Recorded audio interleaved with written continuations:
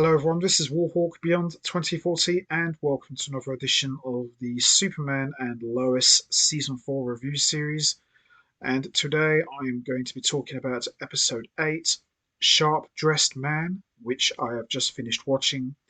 And this episode was, just like this entire show, absolutely fantastic. This was highly emotional, action-packed, and there were a couple of cool surprises and a setup for the final two episodes of season 4. And the biggest surprise of the entire episode, let's talk about it, the appearance of Tom Cavanagh. You know him as Harrison Wells, Eobard Thawne, Reverse Flash, and multiple versions of the Wells. But here he played Gordon Godfrey. Now, for those of you who have never heard of that name, Gordon Godfrey is the voice of hate.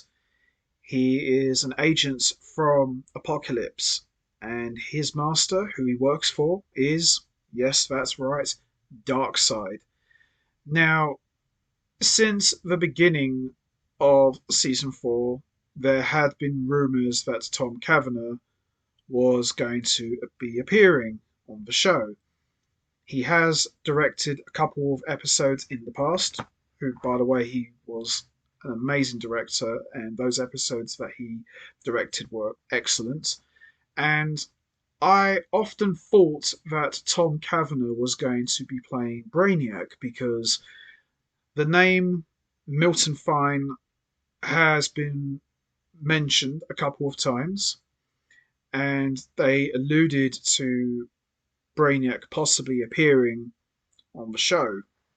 We did get our first appearance of Milton Fine, but he wasn't played by Tom Cavanagh, which I'm a little bit bummed about, but still great to see Tom Cavanagh on the show. Although he only had a couple of scenes, he was absolutely tremendous. And there he was, sitting there with his glasses, evil smile. And to me, it was just like I was seeing Harrison Wells all over again. It was like going back to the early seasons of The Flash, when The Flash was one of the hottest shows on TV before it went off the cliff.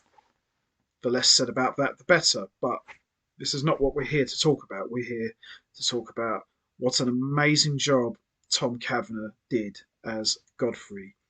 Now, we know that Godfrey is an agent for Darkseid. Are we led to believe that we could possibly be seeing Darkseid in Superman and Lois before this season ends for good? You never know. That's all I'm going to say. You never know. We all thought Tom Cavanagh was going to be playing Milton Fine. They really outplayed us. He didn't. That's not to say they could still pull the rug under our feet and surprise us one more time.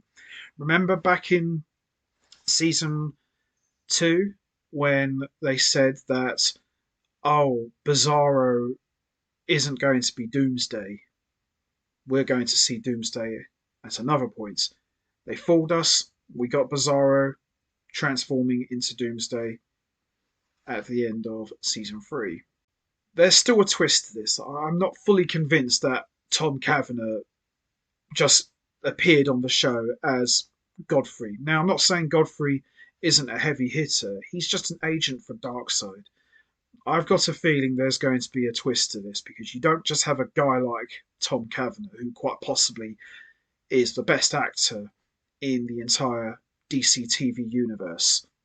You just don't do that. I've got a feeling he's going to be playing a much bigger role in the final two episodes of season 4. I've just got that feeling because you just don't bring a guy like that on Superman and Lois for just one episode. You just don't do that. Far from it, but we'll see. So we got our first appearance of Milton Fine. Yeah, I love Brainiac. Anybody who knows me, I love Brainiac. He's my favourite Superman villain.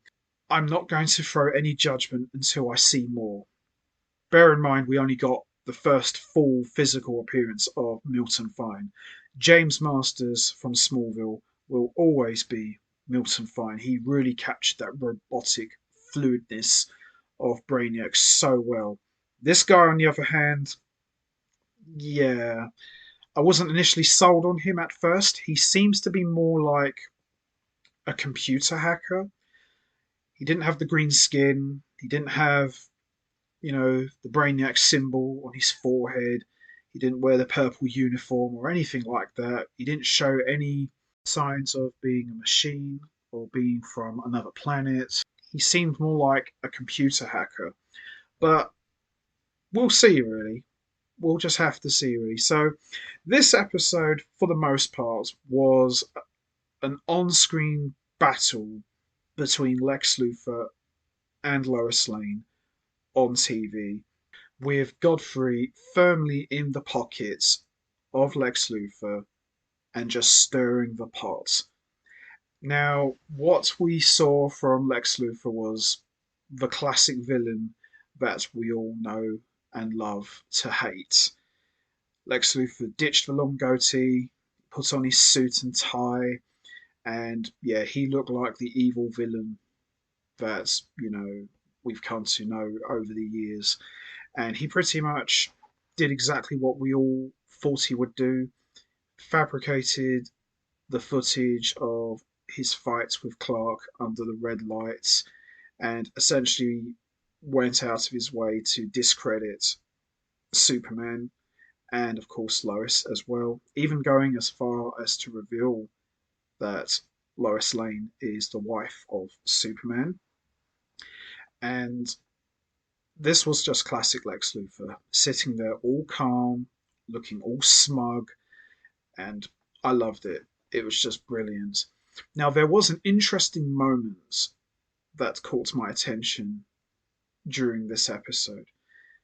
Maybe it was Lex going mad, who knows, but it seemed like to me Lex developed some form of super hearing because he noticed everything around him was slowing down and he could hear things and, just time slowing down. And the only way that happens is if you're running at super speed like Superman or the Flash. Nothing much else happened after that, but the very fact that little moment had me wondering, are we going to see Lex with powers? Probably not. I know they've done things like that before in the comics, and I think they did a little similar sort of thing in Smallville, but I very highly doubt we're going to see Lex have powers in this episode, but you never know. So, all throughout the episode, as I said, Lex was on TV saying that I was innocent. Lois had me put away for 17 years for a crime that I didn't commit, while we see Godfrey just smiling away like a Cheshire cat. And he pretty much set the stage for Lois to appear on TV in a face off on Godfrey's show. And Lois, of course, being Lois, she accepted. And we also learn in this episode Lois is cancer free, so she's no longer needing any treatment. But there was also some sad news as we learn that the heart that Sam Lane gave to Clark after he sacrificed himself is depleting Clark's powers. So, in other words, his heart that Sam Lane gave to him is rejecting his Kryptonian body. So, as the days go along, he is getting more older, of course, and eventually one day he's going to wake up and no longer have any powers at all. Now, this is interesting because we have seen story arcs in the past where Superman was old, but he still had full powers. The idea of Superman turning completely old and not having any powers is quite scary and interesting at the same time. So I don't really know how this story arc is going to conclude, especially as we've only got two more episodes left, episode 9 and episode 10, which is, of course, the series finale. So obviously, they're building up to something big to happen. So we're not just going to see the show end without Clark being Superman one last time. I just refuse to see that. We also got a little taste of what Milton Fine is all about as he hacked into John Henry Irons' battlesuit and essentially took it over. And we saw him essentially programmed it to kill Superman with Henry Irons inside the suit. So we got to learn that Milton Fine is essentially, as I said earlier, a computer hacker, planting viruses and essentially taking over machines. And we saw Superman going at it with Henry Irons' suit. I thought that was quite cool. And hearing Milton Vine's voice over the speakers sounding all robotic, I thought, okay, that kind of sounds like Brainiac, but I refuse to believe that that robotic voice belonged to the nerdy dude with the glasses. I just refuse to believe that is Brainiac, but as I said, I will hold my opinion when the time comes, if and when we do see Brainiac actually show his true form on the show. Lex Luthor's assistant, Amanda McCoy, who is essentially the show's version of Mercy Graves, you're really starting to see her coming into her own as an evil character, and she will go above and beyond the call of duty to do absolutely anything for Lex Luthor. And it looks like her and Lex are becoming more than just business associates. It looks like they're becoming more than friends. One thing we all know about Lex Luthor, he has no friends, least of all lady friends. So I do think this is going to end one way and one way only: betrayal. You can see it coming. But you never know. And the fact that she's not seeing eye to eye with Milton Fine, yeah, you can see this whole thing is going to collapse before our very eyes. And we also see Clark telling Jonathan and Jordan that his powers are depleting. He's essentially going to wake up one day no longer being Superman. And we also saw at the end of this episode, Milton Fine has been working on the killer suit that was hinted at a couple of episodes back. And yeah, it looks like we're going to see it. Lex Luthor in his massive battle suit, and you just know that it's going to be laced with tons and tons of kryptonite. And especially as Superman is already in a weakened state due to Sam Lane's heart, you just know that this is going to be a fight like you've never seen before. We've already seen Clark fight Lex without powers.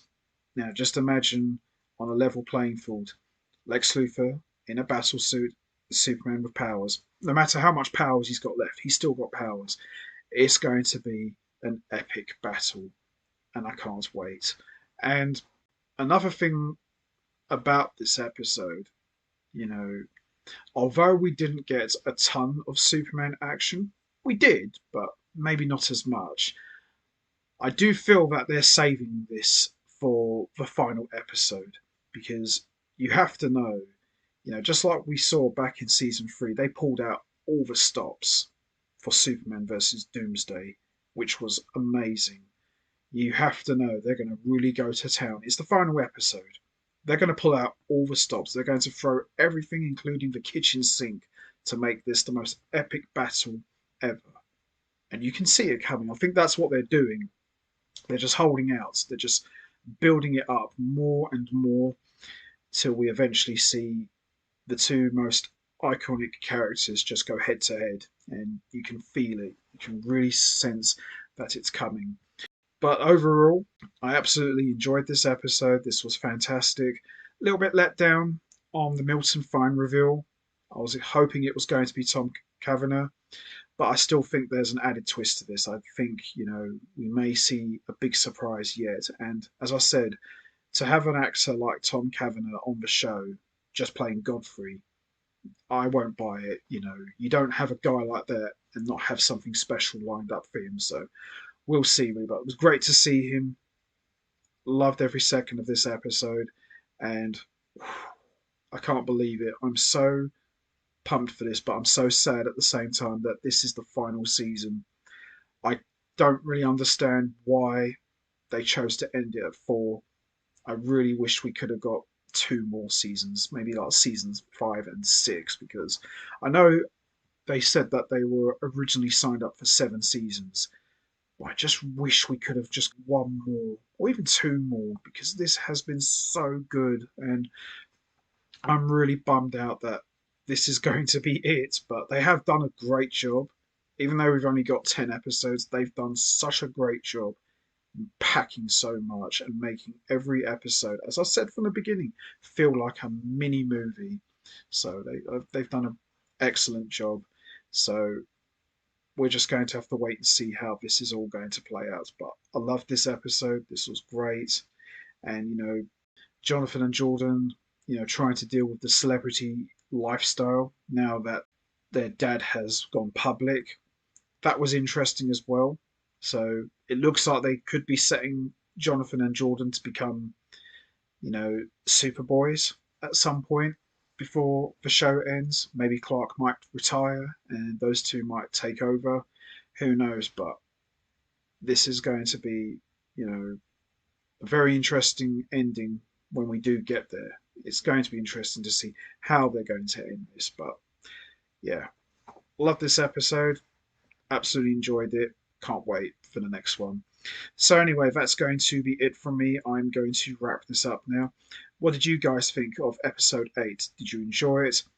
What was your thoughts on seeing Tom Cavanagh as Gordon Godfrey? Do you think he did a great job? Do you think we'll see him again? Would you have preferred if he was Brainiac / Milton Fine?